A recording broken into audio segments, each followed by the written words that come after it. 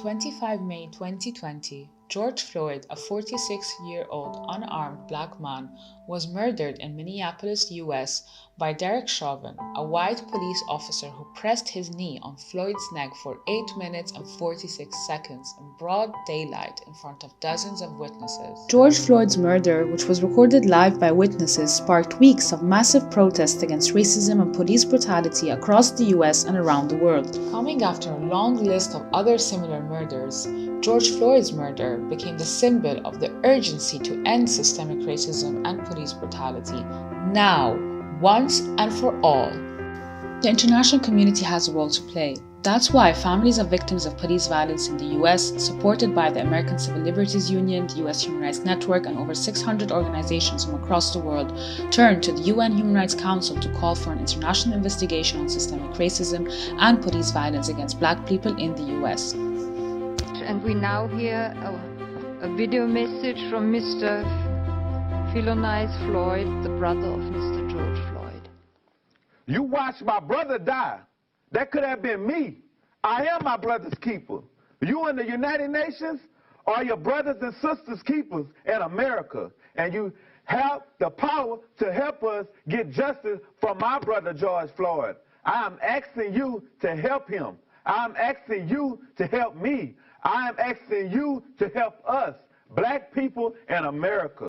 Led by African countries, the UN Human Rights Council held an urgent special meeting in June 2020 to discuss such an international investigation. It was the first time in the Council's history that an international investigation was requested on a permanent member of the UN Security Council.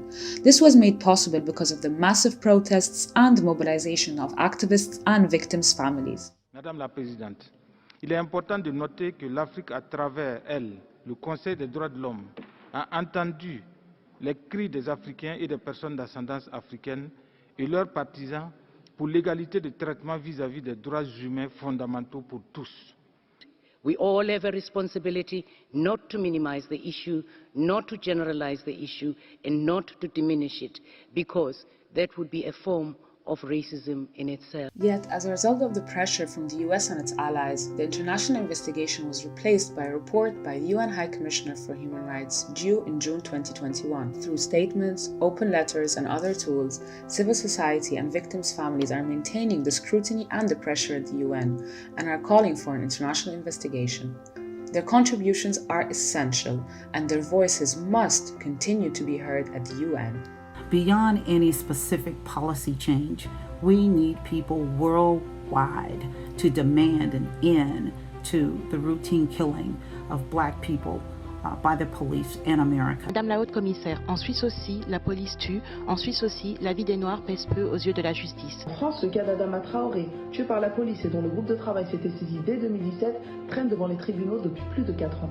Lenteur judiciaire, classement ou non-lieu à répétition, voire harcèlement judiciaire sont le lot des victimes de telles violences de leurs proches et de leurs défenseurs. Violence in cities with an overwhelming presence of African people like Cato, Chicago, Bogota, and Rio de Janeiro reveals systemic racial bias manifested in terrorizing rape. The United States must address systemic racism more broadly by supporting reparations. The UN High Commissioner's report will be presented at the 47th session of the UN Human Rights Council in June-July 2021. This is a unique opportunity for activists to hold states accountable for systemic racism, police violence, and impunity. The mobilization continues.